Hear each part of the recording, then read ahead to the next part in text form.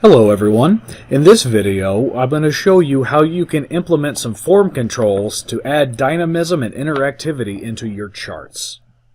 We're going to be using the offset function just like the previous video, but instead of a count A, we need to tie it in with some other things. So taking a look at the data here, you'll see we've got 12 months of data, impressions, clicks, and the click-through rate. What we would like to be able to do is scroll and zoom through this different data so we can specify how much and which specific months of data that we see. So first things first, we need to have the Developer tab available. If you don't have this yet, which you should because we did macros in a previous module, but if it is not on the computer you're at, go to File, Options, Customize Ribbon, and check the Developer box here. We need this for the controls that we can insert here. The form controls that we want to use for this is a scroll bar specifically. So click on that, and then you can click and drag to draw out your bar. I'm going to put it up here. I'm then going to right click, copy, and then paste another one that I can move down here. Whenever these form controls do not have the little handle grabs around the side of it, that is when you can interact. If you need to move it or reshape it, right-click on it first so you can get those little grabbers, and then you can manipulate the object itself. So let's start setting this up. Scroll refers to which months we want to see. We're originally going to start out at January. But if we were to scroll one to the right, we want it to move down to start at February instead, and so on and so forth. We want to right-click and format the control and change some of this information. The minimum value is, well, it's starting at January. That's where we want to start at. So 0 is referring to this January right here. That means our maximum value would need to be 11. Because if January is 0, December would then be 11. That way we keep our scrolling within the bounds of this range right here. Increment by 1, that's good. And then the cell link. This is incredibly important. This is how it's going to start working. We want the cell link to be tied into this cell right here. What that's going to do is whatever value the scroll bar is on is going to display in this particular cell. Makes it a lot easier for us to visualize what's happening, and we're going to need that value here in a little bit. I'll hit OK. And as I manipulate this, you'll see the number changes as I scroll all the way up to 11. Zoom we need to manipulate as well. We need to format this. The zoom refers to how many months at a time do we want to see. Well, we have to see a minimum of 1. There has to always be something to be shown. And at most, 12, for that's the number of months that we have. Again, those things are fine. And we want to tie its cell link to this one right here. And again, whoops, you'll see its number moves as well as we go along. Now, to get started, before we tie in the interactivity parts, let's build the chart itself. That way we can get it formatted and kind of have a good idea of how it looks first before we start tinkering with it. To build this particular chart, I could really use any combination of impressions, clicks, and click-through rate, but we definitely need the months. I'm going to go with click-through rate as compared to impressions. So I'm holding down the Control key to select this additional range. And I will insert, and I want a combo chart. So going down to more charts and selecting combo is the way to go. Clustered column for the impressions is good. Line for that is good, but we need our secondary axis, so that way it all makes sense. And hit OK. Let's drag this up here. I'm going to do some formatting. Most of this formatting is just personal preference. You can choose to do these types of things or not as you see fit. Get rid of the title. I want to go a darker color here. Let's go with a darker blue and remove some of its gap. Make those a little thicker. This orange line, I can't stand it. Maybe green? I need something that actually stands out. Yellow's too bright. Let's stick with green, make it a little bit thinner, and add on a nice little drop shadow there. I'm also going to format this text over here as white so we don't see all those percentages right off the bat. We can just take a look at this lovely chart itself. Alright, like the previous video, we now need to implement the dynamic aspect of selecting the data. We used the offset function to be able to increase the size of the range of data that we want to put into the chart. Here, we need to use the offset function again, but this time not to increase the size necessarily. So back into formulas, when I'm not clicked on a chart, we want to go ahead and make our named ranges. I'll start with the months. Since this is going to be our x-axis, I'm just going to call it Series X, and it's going to refer not to this. It needs an offset function.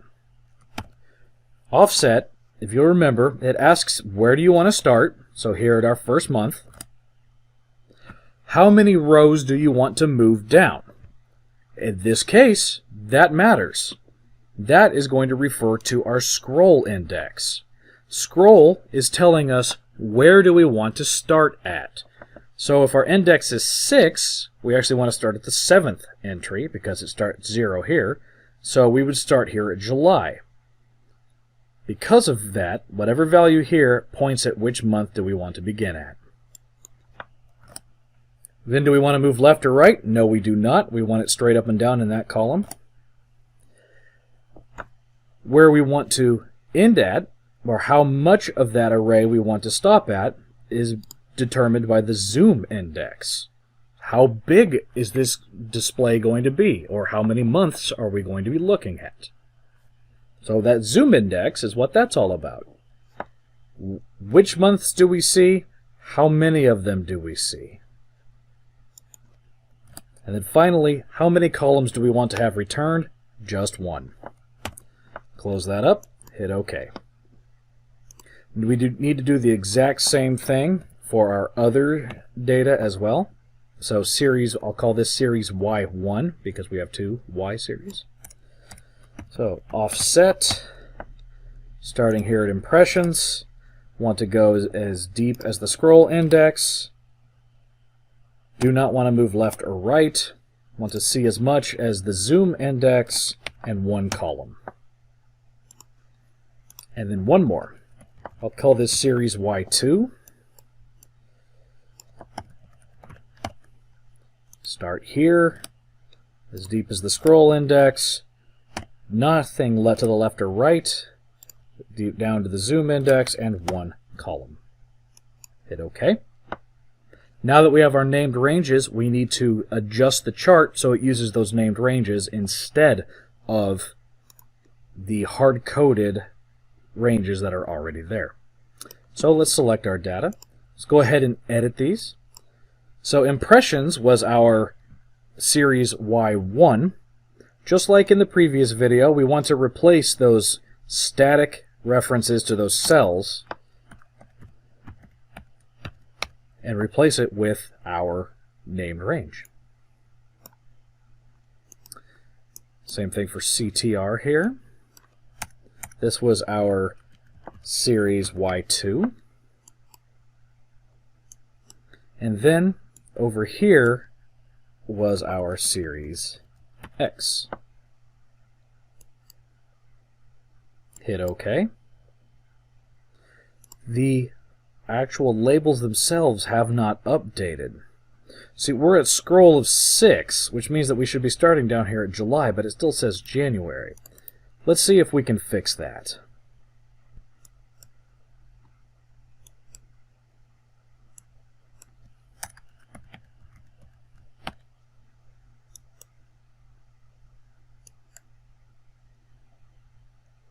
And check it out.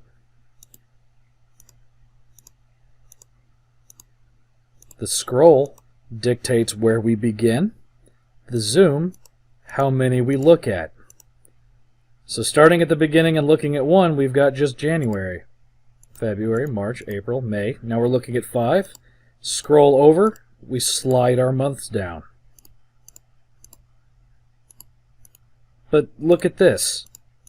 We're now scrolling and zooming into areas of the array that don't have any data in here. We need to find a way to stop it from moving too far down. Otherwise we get all this blank and it looks like junk. So let me set this back a little bit so it doesn't just completely look terrible like that. And let's fix that problem. So you might notice that we have this unused cell down here called max scroll. We're going to use this to be our guardrail to prevent this from going any farther forward. So we need to use an if statement here in order to determine what the size of the grand total is. Because if we have a scroll index plus a zoom index that's greater than 12, that means that we're going to be getting past where it needs to be. So think of it this way: if our scroll index is 7, meaning that we're starting at the month of August, and our zoom is 6, that means we would see August, September, October, November, December, and one that doesn't exist. So 12 is the maximum number that we need to see. So if the zoom index plus the scroll index is less than or equal to 12, then we just want to see the scroll index. If it's not, then we need to see 12 minus the zoom index. So you'll see that anytime that these two things are less than 12, we're seeing the scroll index. Otherwise, we're getting the inverse, the zoom and the max scroll. So if the zoom is at 10, what that's saying is we can only start our scroll at spot number 2, which is March, and we would see the final 10 months. So now what we need to do, that we have this bumper in place, is use this in our name managers instead of these two cells. Actually, all we need to do is adjust it to where instead of the scroll index, we use the max scroll. In other words, how far can we move it to the side? So let me set this back a little bit so when we make these changes you can see it. We need to go back into the name manager and redefine these things. So instead of D16, we now need it to point at D18 at the max scroll. We'll do the same for these others as well.